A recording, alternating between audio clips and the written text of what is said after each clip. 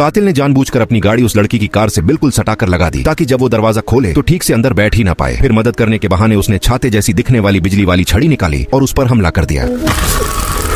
जब लड़की पूरी तरह बेहोश हो गई तो उसने उसके हाथ पैर कसकर प्लास्टिक की टाई से बांध दिए और किसी सुनसान जगह ले जाकर अपना खेल खेलने का प्लान बना लिया। जब डेजी की आंख खुली तो उसे समझ आ गया कि वो आदमी की गाड़ी के अंदर पड़ी है। डेजी ने अपनी स्मार्ट घड़ी से पुलिस को कॉल करने की कोशिश की, लेकिन पहाड़ी इलाका था, यहाँ बिल्कुल नेटवर्क नहीं था, न सिग्नल मतलब न इमरजेंसी कॉल और न ही मदद का अलर्ट।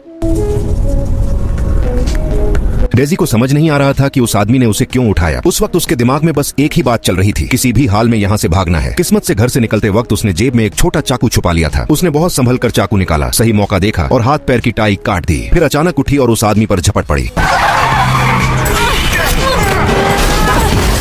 अच्छी बात यह रही कि दोनों को ज्यादा चोट नहीं लगी। डेजी गुस्से और डर में पागलों की तरह चाकू से वार करने लगी, लेकिन उससे जेफ को कोई जानलेवा नुकसान नहीं हुआ और जेफ बिल्कुल भी टेंशन में नहीं था। वो आराम से अपनी घड़ी देखने लगा। तभी उसने बताया कि वो पहले ही डेजी को सुन्न कर देने वाला इंजेक्शन दे चुका है। थोड़ी देर में उसका शरीर साथ छोड़ देगा। उसने कहा 1 मिनट में घबराहट शुरू होगी, 10 मिनट में हाथ पैर सुन्न पड़ने लगेंगे, 15 मिनट में टांगे पूरी तरह जवाब दे देंगी और 20 मिनट में सांस लेना मुश्किल हो जाएगा, आवाज भी नहीं निकलेगी। ये सुनते ही डेजी के पैरों तले जमीन खिसक गई। जेफ सच बोल रहा है या झूठ, ये सोचने का वक्त नहीं था। उसकी पहली और आखिरी सोच थी भागना। वो पूरी ताकत लगाकर आगे की तरफ दौड़ पड़ी, लेकिन कुछ ही देर में डरावनी चीज हो गई। उसकी उंगलियां धीरे धीरे सुन्न होने लगीं। लंगड़ाता हुआ जेफ पीछे पीछे आ रहा था। डेजी ने रफ्तार बढ़ाई, लेकिन वक्त बहुत कम बचा था। अगर जिंदा रहना था तो 20 मिनट के अंदर जंगल से बाहर निकलना जरूरी था। उसकी एक टांग अब पूरी तरह सुन्न हो चुकी थी और जेफ और पास आता जा रहा था। डेजी ने खुद को बचाने के लिए एक पेड़ के खोखले तने में छुपा लिया, लेकिन तभी एक और खौफनाक चीज हो गई। हजारों चींटियां बाहर निकल आईं और उसके जख्मों को काटने लगीं। दर्द इतना तेज था कि वो खुद को रोक नहीं पाई और चीख निकल गई।